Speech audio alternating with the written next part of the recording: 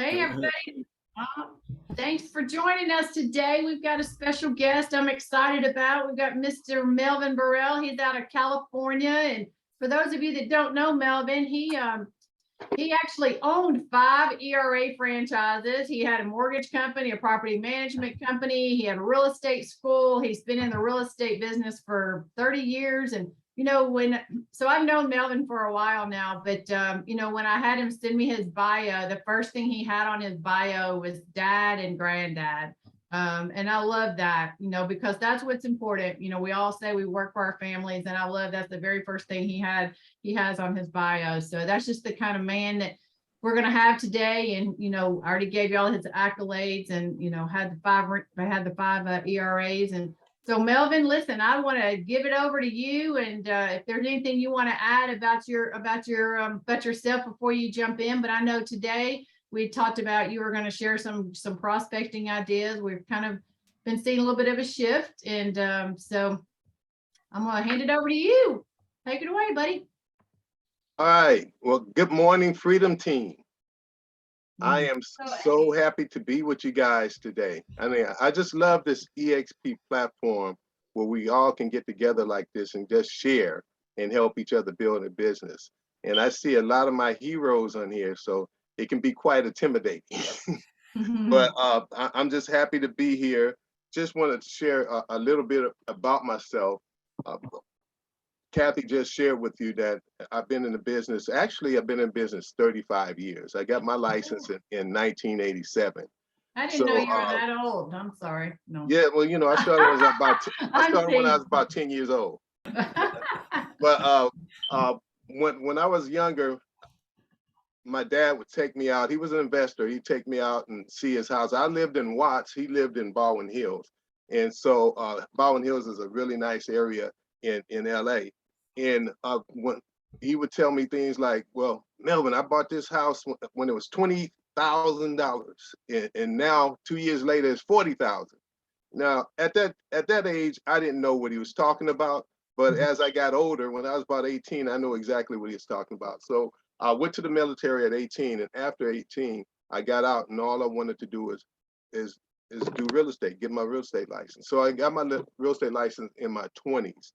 And about 3 years in, I noticed that there's a lot of people that was coming in my office that were really sharp, really sharp, and had nice suits and drove nice cars. And these were the loan officers that was coming to solicit for our loans.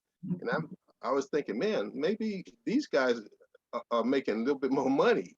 And so I went and jumped into the mortgage side of the business. So in 1990, I got my license and I opened up a mortgage company. From there, pretty much, I would say throughout my real estate career from that point on, I was doing both the real estate and also the mortgages. And as you know, I'm pretty old school when it comes to prospecting. I'm still trying to get up with the technology that we have right now, but I have a lot of things that I've been doing over the last 30 plus years in order to get business. And I want to share that with you guys. So, but before I get started, because Jeff told me that there are some people that's going to be on the call that are just new agents. So I'm just going to talk to you guys like you just new agents. Okay. So when prospecting, one thing I wanted to start off with is the mindset that you want to have when you're prospecting. One thing that I've learned is that real estate is not easy. Have you got any guys learn that? It's hard. It's hard work. It's worth it, but it's hard work. So it's a lot of times you want to quit. So your first thing you want to do is you want to make sure that your mindset is together. So what I always tell a new agent that come on our team is you got to have a goal. What is your goal? What's your why? Why are you doing this? What is motivating you to do this? And, everybody have different whys. Some want to be financially independent. Some want to buy a home. Some want to pay off a home. Some want to put kids through college. Whatever that why is, you want to first of all have that goal, and then you want to write it down. Writing your goals down is very, very important. I know it was a study that was done on the Harvard graduates and these were MBA graduates, and they found out that those that wrote their goals down earned 10 times more than those that didn't. Because when your goal is in your mind, is just a dream. Once you write it down, then it becomes a plan of action. And the next thing you want to do is you want to affirm that goal. So if that goal is important to you, what you want to do is say that goal over and over in your mind, because what you think about grows. So if you're thinking about being broke, that grows. You think about being sick, that grows. But if you're thinking about your goals, that will grow. So, and if it's important to you, it's worth putting the time in. What we suggest is you do it when you get up in the morning, and we suggest before you go to bed, so that you can be able to dream about it. You affirm your goal. Then what you want to do is visualize yourself actually already achieving your goal. You know, take 5 or 10 minutes a day. Just if your goal is to be totally financially independent, visualize yourself owning a 20-unit building free and clear, or having millions of dollars in the bank, or whatever it is that you want, and visualize yourself on a daily basis having that. And then you want to also put together a vision board so you can see yourself obtaining your goal. See, all these things that we're talking about now will keep you in the game, because there's going to be some sucker punches that you're going to get in this business. There's going to be some times that you're going to be discouraged, and you're going to say that this is not for me. Maybe this is for somebody else, but it is for you. All you have to do is stick in the game and just think about why you're doing this. And when you think about your why, then you will have the strength to continue on. Because one thing that you want to do is continue in the business, never quit, never give up, because you can do it. You may have to change strategies, you may have to change techniques, but you will be able to obtain whatever thing that you want in this business if you focus and you do it long enough. So next thing I want to share is 5 principles that you must understand when you are prospecting. Now, these are the 5 principles that we share with people that come aboard with us. First of all, you want to have at least 5 to 7 marketing tools or marketing systems that you're using at any given time. Say 5 to 7. And you can use more, but you don't want to just use one. You know, just like they say, the average millionaire has 7 streams of income. You know, if one stream don't work, you got another 4 or 5 streams that's coming in. But the same thing with your marketing. If you're just farming, for instance, in a neighborhood, and if that slows down, then you know your income slows down. But if you have 4 or 5 other things that you're doing, then you know when one slows down, before you know you start regaining momentum in that area, you have these other ones that are kicking in money, and your income is consistent. It's not like a roller coaster up and down. So that's one thing. The other thing is prospecting is time and consistency. A lot of this stuff don't happen overnight. Sometimes you may send out 1,000, 10,000 flyers, and you may get a hit right away. But for the most part, when you're prospecting, there's time and consistency. So stay in the game. If you ever start thinking that, man, this is not working, read your goals. You may have to change a little thing, critique it, but stay in the game, because it all will work if you consistently work it. So I remember when I was working for a company as a loan officer at the time, and we were required to come in to make phone calls. And we were supposed to get there about 8 o'clock. So every time I get there, they had this guy that worked with us. This guy was like a beast. He would be there like 6 o'clock in the morning calling. And he was consistent with that. He was calling. And one day we had lunch together, and he said, man, my wife is telling me if I don't make some money here, I'm gonna have to go get a job. And so this is what he told me. And later on, he continued doing that, but the deal didn't come, and he ended up stopping or quitting and went to go get a job. And that same week, I picked up calls that they were asking for this guy, and then I had to give it to the manager, and those calls kept coming in. And so the manager end up getting the rewards of all that hard labor because the guy quit. So you don't want to quit when you get the ball rolling. You want to continue to prospect, continue, and because it will come. The good book says that you will reap in due season if you think not. So you continue on that path. The other thing is you have to block off some time to prospect. You know, I used to wait till the evening time, and then things would always come up, and I'd be negotiating that maybe this is more important right now than for me sitting down prospecting. So I made a commitment that I would start prospecting in the morning, and I make phone calls using Mojo, and we talk about that in a minute. And I'll call for at least a couple hours a day, and then I do other prospecting when I'm talking to my set of influence list. But I just read a book by Gary Keller. The One Thing. Anybody read that book? Mm-hmm. That's a good book. What it talks about is the one thing that if you do that one thing, everything else wouldn't be that important, wouldn't be necessary. And he suggested that you prospect in the morning for at least 4 hours. Now I have to build my time up for calling for 4 hours, but that's what his suggestion was, to prospect at least for 4 hours and do it in the morning, because that way you're fresh. You can block out that time that everybody that you know that normally would be bugging you during that time that you're prospecting and not to bother you. So that is a key, is to make sure that you block out a time to prospect, because if you don't block it out, you're going to have many of excuses of not doing it. The next thing is track your activity. What you track grows. So track the number of contacts that you're making every day. And so when I say contacts, because if you're using the system I'm using, the calling system, you're making calls, but you have an opportunity to leave voicemails. So I track the voicemails that I'm leaving. You track how many people you contact, actually talk to. I try to talk to at least 25 people a day.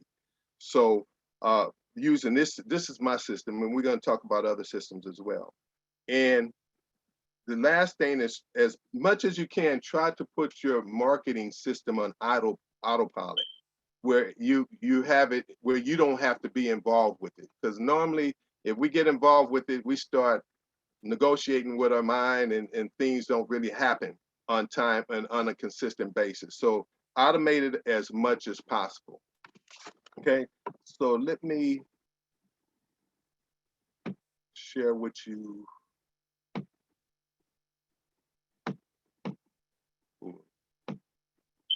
Okay, can you guys see this?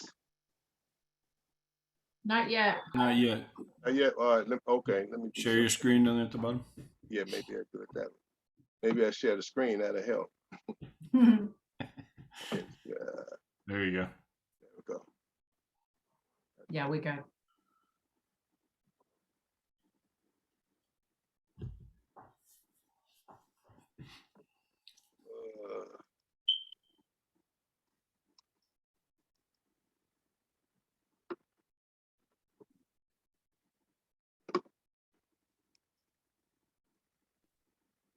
How about now? Can you guys see this? Yep. Okay, so what I'm gonna share with you is what I think is 32 powerful real estate systems.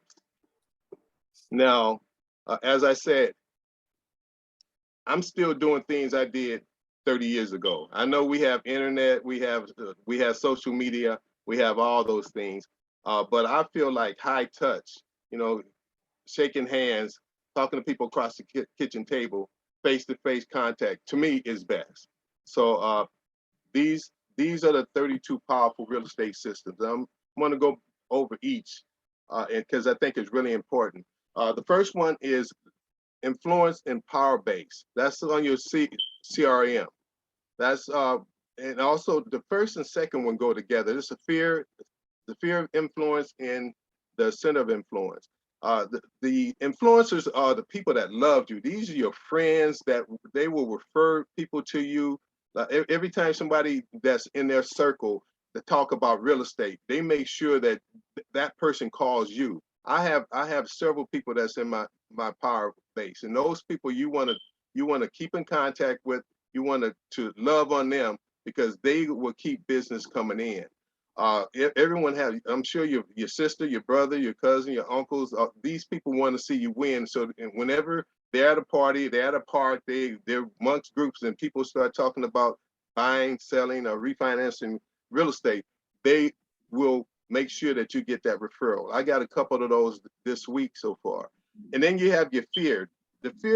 Your fears are your people that they know you, but these people are people that you want to keep in contact with. And you want to be working on this every single day. You want to be adding at least 2 names to this fear. I know people that have built their center of influence list up to where they have thousands, something like 10,000 people. And now all they have to do pretty much is just work that list. And they're making multi 7-figure income by doing that.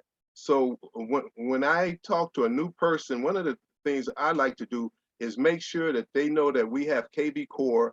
They have to put a 100-name list. Now, everybody come in, they're independent agents, but we want to direct them right. I wish when I started the business that I had a center of influence list. I'll be a gazillionaire right now. Because over 30 years and all the clients that I've closed and all the clients that my agents that I had at the time closed and the loans that we closed, have been able to keep up with that, had the mindset to keep up with that. So when we have new agents coming in, I want to make sure that they're doing it the right way. The other thing is number 3, geographic farm. And I know we have a ton of veterans on this call, but a geographic farm is when you have at least 500 to 1,000 homes in an area, and you know this is the area that you're going to market. You're going to become the professional in that area. And if anybody have any type of real estate need in that area, you're the one to service. It may take you 6 months to 12 months somewhere in that neighborhood to finally get something. But if you go and you get an area, man, it's priceless. I have friends that are pretty much when they doing this, they actually to the point where they're sending out flyers all the time, and they're getting leads or people. They get sellers, and not only do they get sellers from that particular market, but whenever their kids want to buy something, they get those leads as well. So geographic farm, you get with your title officer. And that title officer, once you pick a form, will give you all the names and phone numbers of each individual in that particular street or in that particular location. Also, number 4 is just listed and just sold postcards. I know EXP agents, we do all this, but most agents, when they just list the property, they don't put a just listed postcard out. That's very important. And then, or when they sell a house, they don't put just sold. But even if it's not your listing, you can do that. If you work in the neighborhood, you can put a just listed postcard because you're not saying that you just listed it. It's a new listing in the neighborhood, or just sold is a new sold in the neighborhood. So expired listings, number 5, is something that you get on your MLS. And we have a young man that religiously, he just got his license when he was about 18 years old. And he religiously called on expired listings and get business from. And for sale by owners are those that want to not pay a commission. And I've read somewhere where 80% of the for sale by owners end up listing with an agent. So if you're consistent in calling them, you will be able to get the business. Time and consistency. You just do the numbers. It's a numbers game. So you do the numbers and you be able to get your share of business. Absentee owners. These are investors that have a property either locally that they don't live in or out of state. Now, this is what I'm working on myself. In California, there's a moratorium. I don't know if there's a moratorium across the country, but I know in California that you cannot evict a tenant, even if they're not paying. You can't evict them. You can't raise the rent. And you guys know we in a inflation type period. Everything is high. You know, the groceries high. I just went to the grocery store the other day. You know, $150 don't buy you too much these days. So, you know, everything's going up, but the landlords for the past almost 2 years cannot raise their rent. So they're getting tired of this, and they want to sell their properties and move on. Maybe even buy income properties out of state. So it's a big market. Is there a moratorium in you guys' place?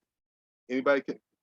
I'm just wondering if it's just a No. California I thing. haven't heard of anything here. Never heard. Well, I think there was across the country early on, but now I think it's just state to state. And, you know, here in Tennessee, I don't think I've not heard that we still have that.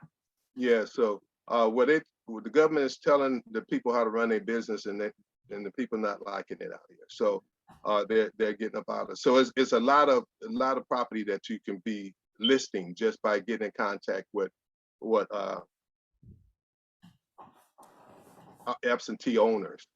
All right, the next one is dealing with networking with attorneys, probate attorneys, bankruptcy attorneys, divorce attorneys, real estate attorneys. I have a probate attorney that have been sending me business for the past 20 years. When you get when you get an attorney that's sending you business, you can get a ton of business. And you know, bankruptcy attorneys, divorce attorneys, a lot of times when that happens, the property have to be sold. They have to divide their assets. So if you have in with a divorce attorney, you can get a ton of business. I have another friend of mine that has an attorney that he works with. Just one attorney that gives him about 25 transactions a year. These are listings. So that's a lot of business. Now, the way that you want to get with these attorneys is all of them have associations and they have meetings. You may want to show up for the meeting, have a booth at a meeting, even sponsor a meeting to be able to meet with them and just let them know that you would network with them. I will send you business if you send me business. Next one is builders. Builders, small and large. You know, once they complete their project, they're going to need somebody to help them sell it. And if they don't have a staff agent, you can be that agent. And housewarming events. Normally, when people close escrow, agents close escrow, I don't think they help their sellers do a housewarming event. And if you go to volunteer to do that, then you would have access to all of their warm market. And so you're sending out the invites to all their warm market. You're sponsoring the event, and so they recognize you as being an agent. And now you often running with some of their center of influence people. So that's a good way of doing it. And even if you did not sell the property, you can ask for permission to. If you wasn't the listing agent or the selling agent, I should say, then you can also ask that person, can I help your can I help your clients do a housewarming? You know, and they say yes, you're off and running. Investors, number 11. If investors is a good source of getting business and also is a good source of being able to double pop. I just bought a property as a flip just last week and opened up escrow. Listing agent also is the buying agent. And once I finish the project, then that listing agent, she's going to get the listing. So if you're finding homes that are undervalued and you're dealing with an investor, that's a good way to be able to get more business. Now, number 12 is where you probably get a lot of the business from, and that's notice of default and notice of sales. We noticed that the notice of defaults have increased. Matter of fact, I have a company that I use, it's called Retran, and they're real big out here in California, in Los Angeles in particular. I don't know if it goes as far as where you guys are, but I know that there's companies out there, lead generation companies, that are just specialized on the notice of defaults. But these people need to do something. They either going to be able to get the money to get themselves current, or they're going to have to sell. So they're motivated. So if you talk to enough of them, you will get someone to say yes.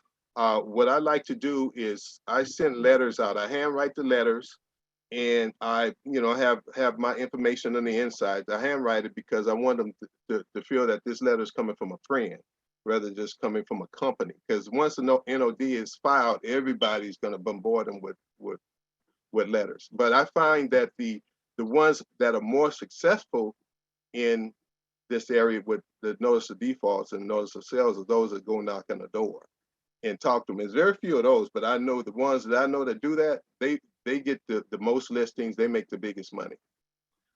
Number 13 is TV, radio, and podcast. I've done all these. Matter of fact, I've done about 80% of all these things that's on here. But the TV, the radio, and podcast is a good lead generator. Now, if you go, for instance, I've done radio more than all the rest of them. Daryl and I used to be a regular on a podcast, and I think he still does it. I'm not doing it anymore. But Daryl is my partner out here in LA. But I've done a lot of radio, and it's not as expensive as you think. I think I pay like $300 for like a 7-minute interview. So you can find, if you go and you can ask around and you talk to some of the disc jockeys, they're trying to get business too. So they will give you like 5 minutes to talk about what you're doing. And when you on the radio, I found that if I'm just talking about all the good services I provide, I get few calls. But if I start talking about a cause or something that is near and dear to me, for instance, like I said, you go on and say, yeah, I give good service. We have good rates. We have home buyers, first-time home buyers loans. You go talking about that, you're gonna get a few calls. But if you go in and like I was talking about something that was of interest to me, African Americans home ownership is down. I read that in the Wall Street Journal, and I went on saying, well, if African Americans home ownership down, if this continues, then we don't have any wealth, and if we don't have the wealth, we won't have any power. And if we don't have any power, we're in pretty bad shape. And I started talking about that, and while I'm on the air, my phone is just blowing up. So, and then when I got home, I mean, my answering service was packed. So, if you go with a cause like single women, supporting single women in a home ownership. Something like that. Come up with something that will move people. People want to be part of a movement. You would get a lot of business on the TV, radio, and also on the podcast. Booths at expos. That's almost a lost art in some respect. We used to do booths all the time, especially in the LA area. I just actually did one 2 weeks ago. Actually, it was less than 2 weeks ago, but I had a booth. It was in the park, and they had it was a stage and had some artists that was there, and I was able to pick up like 84 leads at one time. I mean, these are people that want to purchase. They want to learn about a home buyers program. What I normally do is I go buy a gadget, go to Best Buy, buy something, and then I have a questionnaire, and then we have a drawing. And so I'm having people fill out this questionnaire for a drawing. And so I got like 84, 85 people that signed up. And so I'm going through and finding out who's for real. And I got quite a few people that I'm working with just off of that one expo. So they have these all the time. If you go to your convention center, they have an expo probably like every day. And you could just get a booth there and just talk to people. My motto is wherever two or more gather, there shall I be in the mix. I want to be able to talk to them about what I'm doing, talk to them about real estate if they want to buy or sell property. Number 15 and 16 is like specializing in a particular area. I have one friend that specializes just in 4-unit buildings. So all her advertisement is about the income stream from 4-unit buildings, and she's pretty successful in that. If you're dealing with 5 or more units or commercial units, not really getting into the commercial part of our business because, you know, EXP have commercial, but we're allowed to be able to sell commercial as well. Social media, you know, that's a all day training there. It's so much. Yeah, I'm learning and I'm participating. I was told that I need to do videos. So I went out and did about 35 videos on YouTube. So I have a YouTube channel. So I probably have about 3 or 4 people to subscribe, but I'm getting it done. So I'm still working on that. I'm gonna perfect that before it's over. Renters, you know, you got these big apartment complexes that you can go into and talk to those people about buying homes. A lot of them qualify. You'd be surprised. And some people are paying a ton of rent. I have friends that are paying $6,000, $7,000 a month. They can own with that type of money. They have good credit, they have good stable jobs. And if you just go and enlighten them, because some of them don't even feel that they, you know, they got a block. They don't feel like they can qualify, and how easy it is for us to qualify for them. Because maybe if they don't qualify for FHA, VA, or conventional, we have other loans. If they put down 20, 25%, they can qualify for pretty much anything. So they just have to be educated that that's the case. Mega open houses and regular open houses. A regular open house is just an open house. You know, you go put signs out, you have your guest book, and you waiting for people to come in. But a mega open house is when you go and you send postcards to all your sphere of influence, the whole neighborhood. You go out and put advertising on the radio. You're making an event, and then you go and get the taco truck, and it's going to be out there. So it's like an event. I had a friend just did one. He's EXP agent, just sold his house, just sold it for like $1 million. He did that and had over 200 people at this particular open house. So it's kind of different. Now, when I got into the business, I did open houses for the first 6 months of my career. First 6 months, Saturday and Sunday. And I had a ton of buyers to work with. I had a ton of leads. I ended up being the top selling agent in that office. So open houses are important. Even if you don't have a listing, find a way to list somebody else's house so that you can be able to get those leads. Activity breeds activity. The more you're in activity, more you working in one area, you start getting business from other areas. What was the luxury homes market? You can focus on that, and also you can just have a real focus on the number 21, seniors, baby boomers, Generation X. I was surprised. I was talking to one of a coach, and I was talking to him about how I'm working on getting the social media going, and he said, well, when you're dealing with social media, and I could be wrong and he could be wrong, but he proved me right though. He said that when you're on social media, you're more looking for buyers, but because 80% of the homeowners are seniors. And so I looked that up, and it was true. It's about 78 to 80% of homes are owned by seniors, and masses are not on social media. So you may want to have a campaign to focus on seniors. Then 22, you have your target market for homeowners. You can put in this particular category, you can put whatever specifics that you're looking for. Get a form package from a title company and be able to just market to those people. Number 23 is corporations. I just became a relocation specialist with EXP, and I did not know how big that business was. You know, how many different companies are going from one state to the next state, or they're sending their workers from one state to the next state, and how profitable that is. You know that Elon Musk is moving his business from Northern California to Austin, Texas. So can you imagine, that's about 10,000 people that's going to be moving in that direction. And those people own homes and going to need to buy homes in the destination. So you have an opportunity to do that. Now, EXP have a relationship with one of the biggest relocation companies in the world, and have a commitment to give a certain portion of that business to EXP. And as a relocation specialist, if anybody is leaving in your area, they will give you that lead.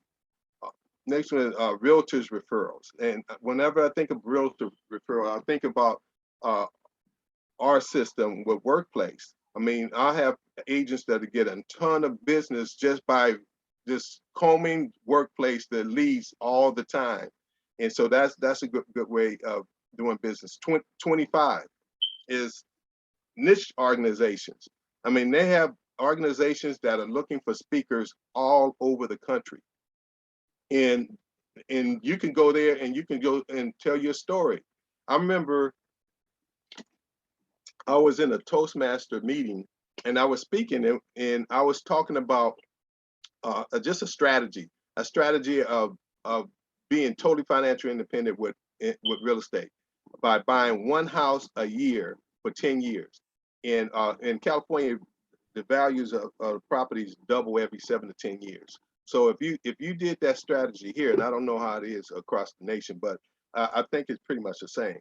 If you did that strategy here, and the 10th year, you can go to the first house that you purchased, and you can refinance. Let's say that you purchased that house for $500,000. Now it's worth $1 million. You can refinance for $200,000 out of the house, put it in your pocket, and you don't have to pay any taxes on it because you got a tenant there that's paying it.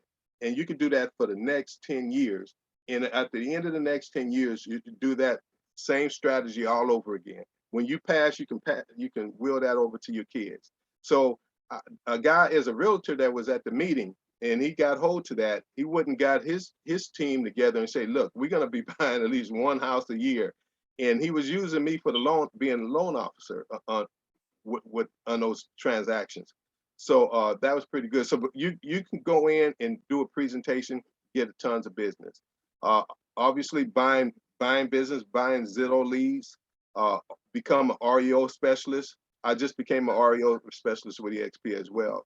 And as I said, the foreclosures are increasing.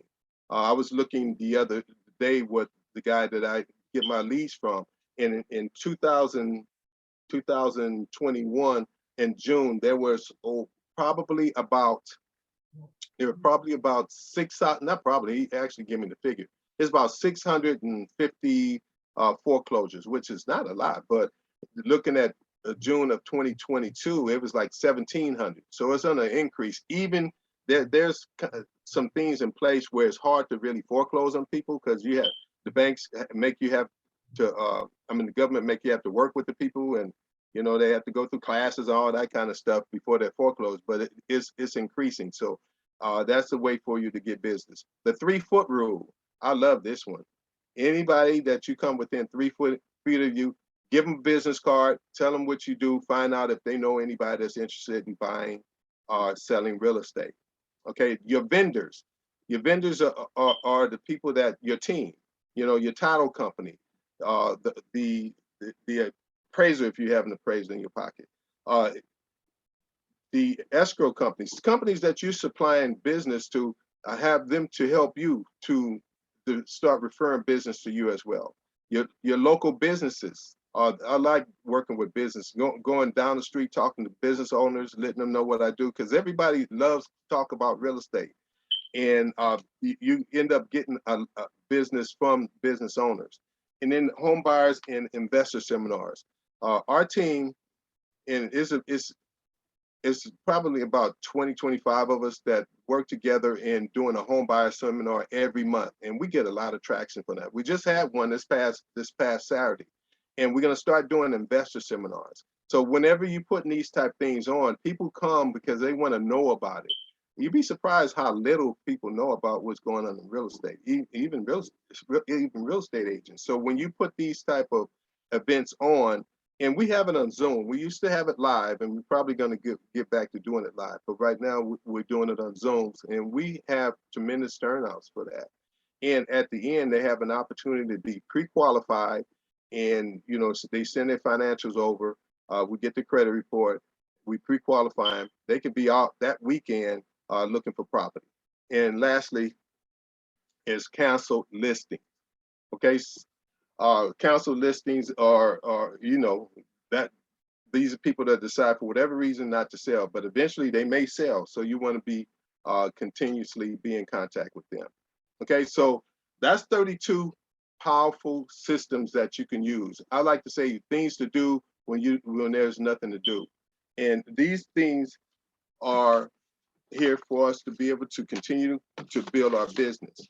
So in closing, just want you guys to remember these few things. First of all, prospecting for leads is 80% of your business. Also, prospecting is time and consistency, and be patient, because everything will work if you work it long enough.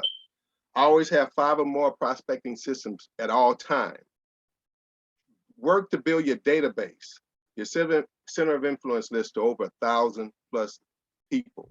The more you have, the more successful you'll be. And if you do all these things, your business is going to grow and you will become a gazillionaire. Thank you for having me.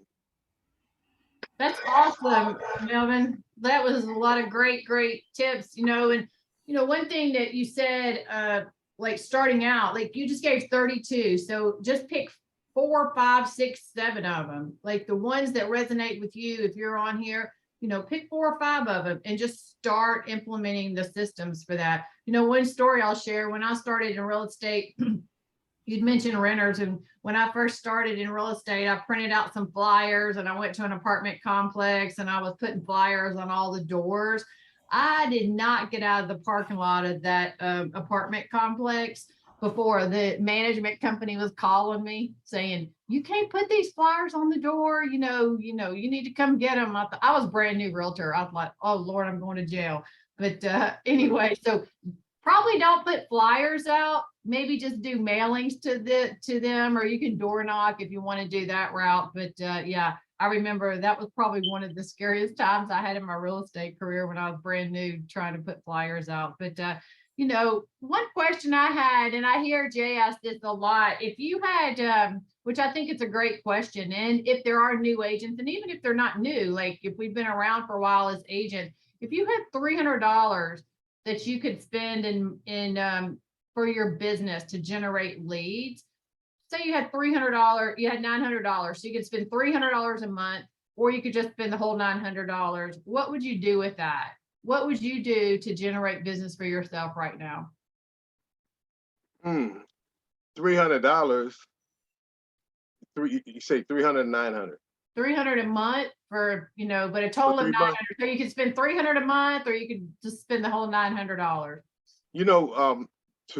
I would, I guess, be 300 a month. I would probably buy some advertising for NODs. Now, NODs, as I said, these are people that gonna need your service. A lot of times in the beginning, they feel like they're gonna be able to come out of their default, but 9 times out of 10 they don't. And so I will probably just focus on that particular area and use that money for advertisement for them, because so that's the notice of default, right? Yeah, So they have to make, especially when they get to the point of notice of sale, they have to make a decision. They can't think that some miracle is going to happen and change their situation. So where would people get that list? I subscribe to a company out here. It's called Retran, and they're updated on their list by, they give us the 24 hours after the NOD is filed. So, but I don't know if they do it out in other states, but I'm sure that they have something in your state or some company in your state that will do that. What's the name of it, Melvin? Retran. Retran. Okay. RETRANE. Yeah, RETRAN. Retran. Okay. Great. Somebody look at. Well, let's open it up first of all. So that was great information, great ideas, Melvin. So does anybody have any specific questions that they want to ask Melvin? Questions or comments or thoughts? Yeah, I was gonna say, or, what did you take away? Like, what is something that he said that you're like, wow, I'm gonna implement that in my business? Like, I love I know that. one thing we're getting ready to do, which I picked up, you mentioned it, Melvin, and I actually picked it up from another one of these that we did, I don't know, a few weeks ago, a couple of months ago, but we had a closing here recently, and my wife, we're going to put together a housewarming for them. And they were all excited when she told them. They were like, oh my gosh, that'd be awesome, whatever. And so we're going to pick, like, you're going to do like a Saturday afternoon, like a 2 to 4 kind of thing. We got a lender coming in with us. So they're going to really pay for most of it. We'll split some of the costs, but we're going to have some wine and some appetizer hors d'oeuvre kind of stuff, whatever, and they're inviting all their friends, whatever, and they're all excited about that. So we'll have a gift for them. Do you do that regularly? This is the first one of these we've done. I mean, and it's something I picked up on here. I'd never thought about doing it until and when you mentioned it here, I mean, I put a star by that one for myself because it's something we need to do more of. But again, you open yourself up to all their friends, whatever, and there's going to be, your name is going to be all over the place, and you're going to be able to meet everybody, talk to everybody. I mean, just a great way to, and you help them get into that house, so. Well, and Jeff, I've done that in the past, and how I learned to do that is you get the list of the names from your client, Right. and you invite them personally, right? Yeah. So again, going with what Melvin said, the old school, getting their addresses even, and doing a hand written invitation to those people. So now not only do you have their names, but you got their address. So now you can add them to your database. Because like you said, when you get there, you're going to meet them, you're going to build some rapport with them, right? And then now you've got them in your database as well. So that's just another way to gather some more information, not just meeting them there at the housewarming itself, and I love the idea of bringing in the when I did it, which I haven't done one in a long time either, but I didn't have a lender come in, so I just provided the food and a congratulations cake, and but it was a great event, and the client loves it. Like you said, I tend to do that more for the first time home buyer, but if somebody's buying their forever home or what they think's their forever home, like they just love that. Trish, real quick, because I saw you were going to say something. Yeah, I was going to add to that. I used to do those as well. I did them on Saturday mornings, just bagels, juice, coffee, that sort of thing. But I also invited all the neighbors. So just a little tweak there. Sure. Neighbors are a good source of business. I got plenty of it. Yeah, Right. Cool. that's so good. Does anybody else have a question or comment that they want to throw out? I want to comment that it was a really thorough list. I mean, Great list. I took a screenshot of it. Right? Yeah. Definitely. And I love, the in-depth you went into, Melvin, on each of those. I'm a certified mentor, so I find that new agents have a hard time figuring out what to do because there's like so many different things. And having a list like yours is going to be very helpful for me and my mentees, because we're going to go through and say which ones resonate for you. Right. Because they're only going to do the things that they want to do or get only a little bit outside of their comfort zone versus, like I never door knocked. I never wanted to door knock, but I could call till the cows came home. So if you can figure out which things work for you that you can do and can do consistently. I love that you said, be patient. Everything will work if you work it long enough. Right. So I thought that was really great. Thank you, Melvin. Thank you. Yeah, that was so good. And on that 3-foot rule, I always check Tammy Coleman, one of our agents here. I remember her saying she's been in the business like you, Melvin, for 35 years or so. And her grandmother, when she very first started, her grandmother told her she needed to leave the house with 10 business cards. And she couldn't come home till she had given all 10 business cards away. And so every afternoon, her grandmother would call her like at 5 o'clock in the afternoon, and Tammy would be at home, and she said, do you have any business cards left? And Tammy's like, yeah, I just have 2 left. Her grandmother would say, then get back out. You need to get those 2 cards. Good. No, but like Tammy, that's how she built her business, was like she had to give 10 cards a day out, and have 10 conversations. What a good grandmother. That's right. Yeah. I mean, and here she is 35 years later. She's icon agent here with us and, just has a phenomenal business. And she's really good too about, and you mentioned this about once you create those clients and you have those clients, it's about having them in a database and Right. staying in touch with them, with calls. She uses send out cards. I use send out cards. You write to send out cards to them on their home anniversary, their wedding anniversary, just different ways to stay in touch with them, because especially if the agents are new on here, if you would just start from the very beginning doing that, I mean, in 10 years, you'll have enough, or 5 years, depending on what your sales are, but within several years, you're going to have enough in your database where you can just work your database and just spend all your marketing dollars on your database and love on them, love on them, love on them. And I've heard it said that each client should result in 5 to 7 referrals over the course of their, over the course of your relationship with them, long-term relationship. So if you've got, 250 plus past customers in your database, right, that maybe it took you 10 years to build that, but you're staying in touch with them, like that's just solid gold. Mm-hmm. Jane, real quick, can you unmute yourself? Jane Wilson? Yeah, thank you. Hey, Jane. I saw you unmuted earlier. Did you have a comment or a question? I do have a question. Sure. It seems like, when we use the Mojo dialer or just cold calling in general, it's so hard to either not come up as scam likely, or people just don't answer their phones if they don't know who's calling. Do you think that, or maybe anybody that does this, that texting gives better results? I don't do mass text, at least I haven't. I'm looking into slide broadcast. You guys heard of that? Yes. Now that goes right into your voicemail. I've done that, and so you can do that in mass. Did you have good results with that? Just starting. Okay. Just starting.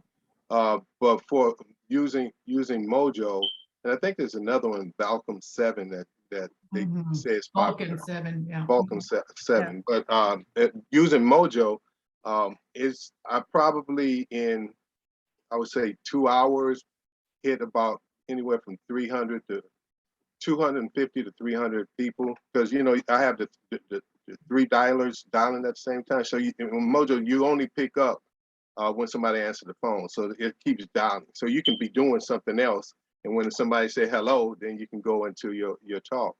And I probably on average anywhere from 20, I would say 20 to 25 in that couple hours contacts.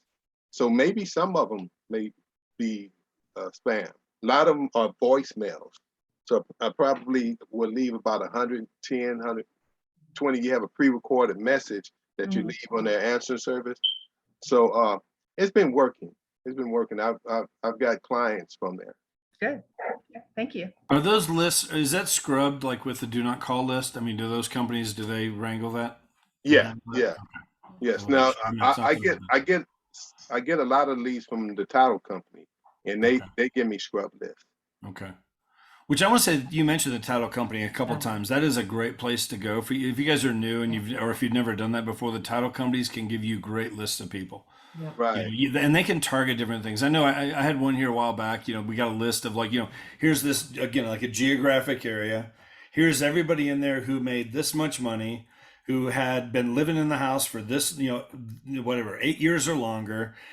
All their kids are, 25 or older. So they're probably empty nesters. Like, you could start targeting some of these people. Like they're probably, at some point they're going to be downsizing. They're it's more house than they need, and they've lived there long enough. You can start targeting those people with postcards, different things, and and pick up business. But the title companies can get real specific, right, in terms of like lists of people that you can break down. So something to think through with that for sure.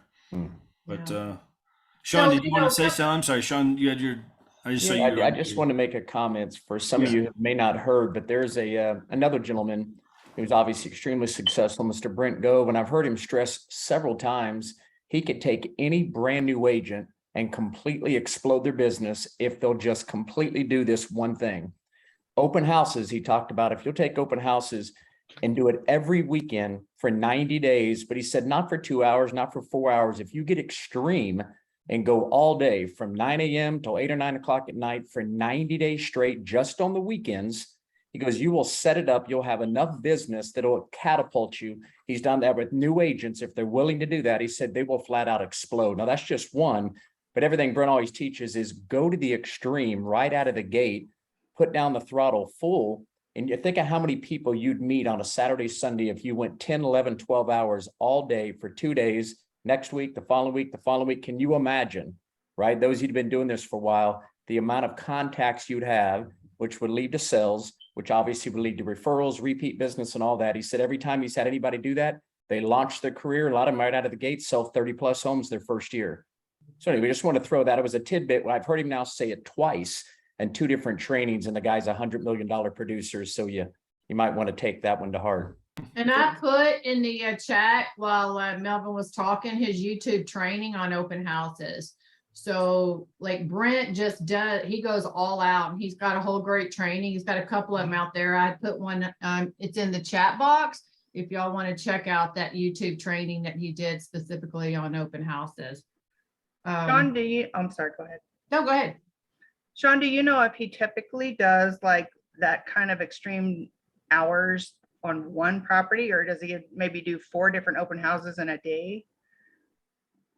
Do not recall if you went into further detail on that. I do think know it's that one if it was, property. I think it's one too. And Yeah. it might be like, again, like it could be 10 in the morning till 6 in the afternoon kind of thing, like 8 hours. But the other thing, he'll put out like 20, 30 signs. that's the And other. the comment. sign's not just open house, with an arrow. It's a free list of homes. It might be good for us sometime on here to even grab one of his open house trainings and do it on here. Yeah. And where we could all even mastermind on a little bit, because it's powerful stuff if you've never Do seen we it. have those available? What's that? I'm sorry. Do we have those trainings available? Yeah, you can go to Brent's website, or to Oh, sure. YouTube. Like Okay. Kathy said, you can find him. Yeah, if you look up like Brent Gove, Mega Open House.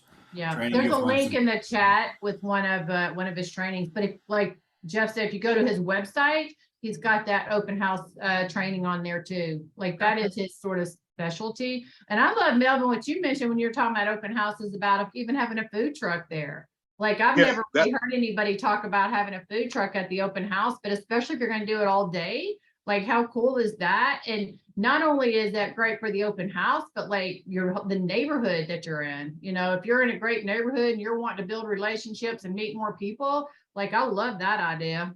Caleb did that. Caleb, who trained on here last week, he just did that this last weekend here in Colorado Springs, had a food truck, and he really advertised the heck out of that. They had it was like a gelato truck, and it was just free. Like they were giving it out to people. So, like 40, 50 people showing up, Yeah.